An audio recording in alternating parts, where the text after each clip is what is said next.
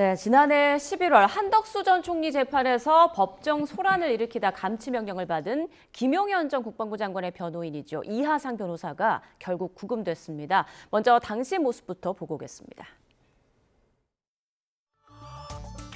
나가십시오.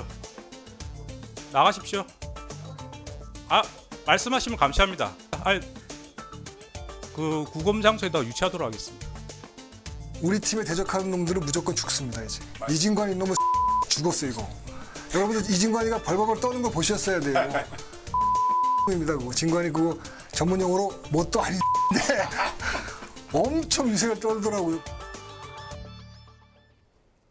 네, 이하상 변호사 감치 선고를 받은 지 2달여 만에 감치 집행이 됐는데 상당히 늦은 거 아닌가요?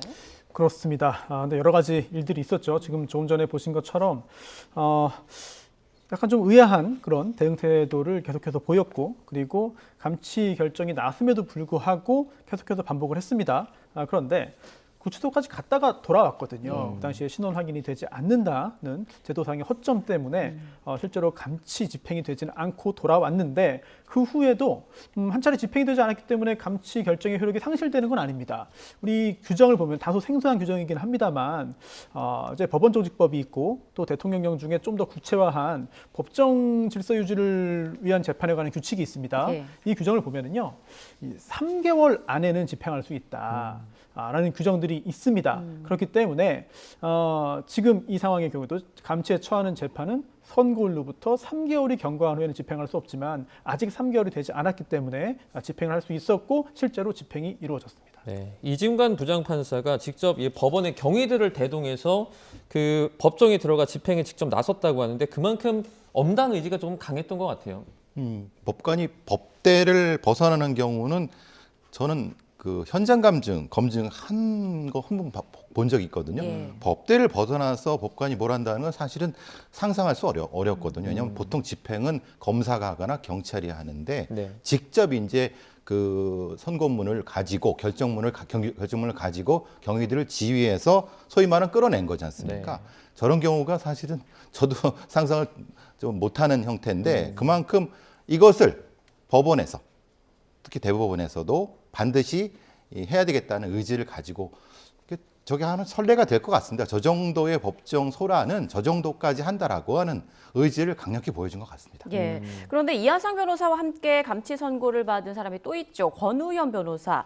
어제 재판에 출석하지 않아서 감치 집행이 이루어지지 않았다고 하는데, 그럼 어떻게 되는 건가요? 네, 아직 감치 결정의 효력은 유효합니다. 예. 그리고 한 차례 감치 결정 받은 다음에 또 5일이 또 추가되기도 했었죠.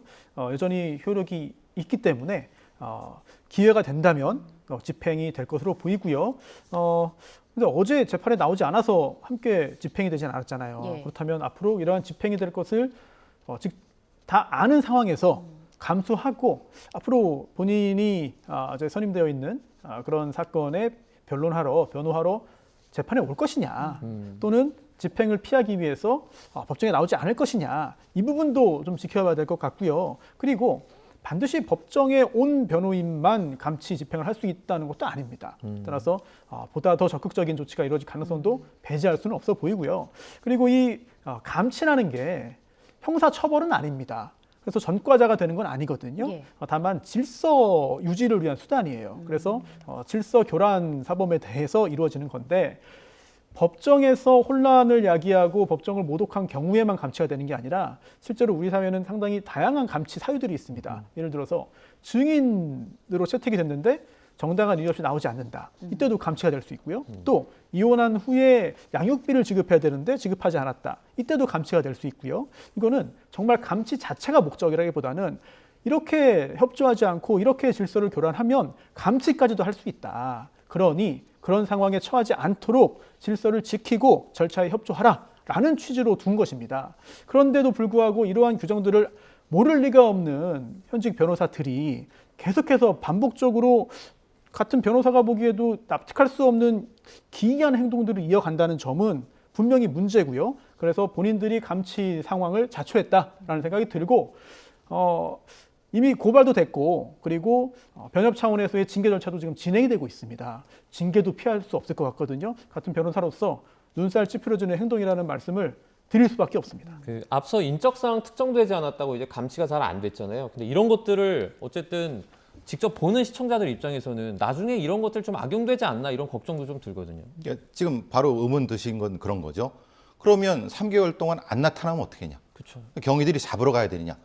근데 그럴 수는 없는 상황이 벌어질 수 있는 거죠. 근데 감시 사유는 있는데 할 수는 있는데 이걸 악용할 수 있는 디테일한 부분에서는 분명히 뭔가가 부족한 건 맞는 것 같습니다. 근데 그거를 법을 아는 분들이 저렇게 악용한다는 것 때문에 지금 변호사님도 좀 의견을 내신 거랑 마찬가지고요. 제가 생각해도 이런 경우를 감안해서 뭔가 세밀한 규정이라든가 규정이 아니더라도 저는 변호사협회에서 이런 경우는 명백히 뭔가 규정을 둬야 될 것 같습니다. 이것을 법정에서 하는 것보다는 변호사들 스스로 자정하는 것이 더 옳은 거 아니겠습니까? 네. 저도 교수님 의견에 공감하고요.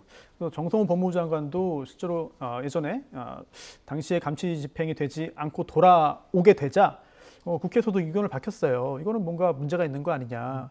누가 봐도 신원이 확인되는 상황에서 본인이 자기 이름, 자기 신원을 밝히지 않았다고 해서 확인 불가로 인하여 집행되지 않고 돌아왔다면 이거는 제도가 문제된 거 아니냐라는 취지의 이야기를 했고 이 부분이 정비가 됐습니다. 그래서 본인이 직접 뭐 이야기를 하지 않더라도 기타 다른 자료를 통해서 신원을 확인하고 또한 감치 집행을 할 수 있도록 구치소 내에서 이러한 신원들을 확인할 수 있도록 제도가 이제 개정되었기 때문에 네. 개선됐기 때문에 앞으로는 이런 일이 반복되지는 않을 것으로 보고요. 어찌 보면은 굉장히 좀 납득하기 어려운 행동입니다만 이들 변호사들이 이렇게 행동을 함으로써 우리 제도에 허점이 하나 발견되고 이러한 허점들을 또 메울 수 있었다. 뭐 이런 제도적인 어떤 취지는 있는 것 같습니다. 그러네요. 법 개정이 빠르게 이루어졌다는 부분은 굉장히 긍정적인 것 같습니다. 그런데 김용현 전 장관의 변호인단이 법원의 감치 집행 결정에 반발하면서 법원을 나치의 정치 경찰이다 이렇게 비난한 걸로 알려지고 있고 또 감치 명령에 대해 즉시 집행 정지 신청도 제기할 거다라고 하는데 신청을 하면 받아들여질 가능성이 있을까요? 이 감치 결정에 대해서 불복하는 수단들이 있죠. 이제 항고를 할 수 있고요. 또한 집행정지 신청도 할 수 있는데 우리 규정상 그에 대한 항고는 집행정지 효력이 없다는 규정이 있어요. 따라서 항고를 하더라도 별도의 집행정지를 해야 되는 상황인데 하지만 이 사건의 경우에 인용될 가능성이 그렇게 높아 보이지는 않습니다. 기타 그동안 어떤 일이 있었으며 어떤 상황이 있었고 또한 그 후에 일이 어떻게 진행됐는지를 종합적으로 본다면은 사실 집행정지의 사유가 그렇게 인정될 가능성은 높지 않다 이런 생각이 들고요. 그리고 이제 많은 분들이 정치적으로는 생각이 다를 수 있죠, 다. 그리고 또 누구를 지지하고 누구를 지지하지 않고 또 어떤 생각을 하고 또 누구에 대해서는 동의하지 않고 뭐 다양한 생각을 할 수 있습니다. 그런데 지금 비상계엄 선포 관련돼서 여러 명의 피고인이 재판받고 있잖아요.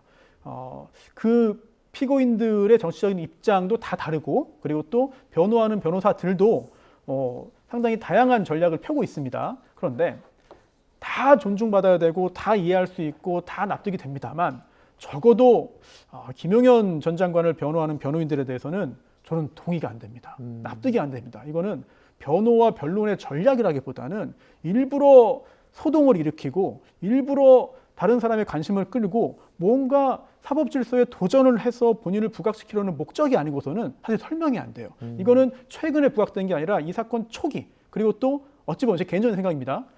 김용현 전 장관에 대한 변호를 하기 전 이전의 다른 사건에서도 비춰졌다고 봅니다. 그렇기 때문에 다른 변호인들과 김용현 전 장관 변호인들의 차이점이 드러나는 상황이 아닌가 이런 생각이 듭니다. 네, 집행정지 신청 받아들여질 가능성 낮다라는 변호사님 평가까지 들어봤습니다.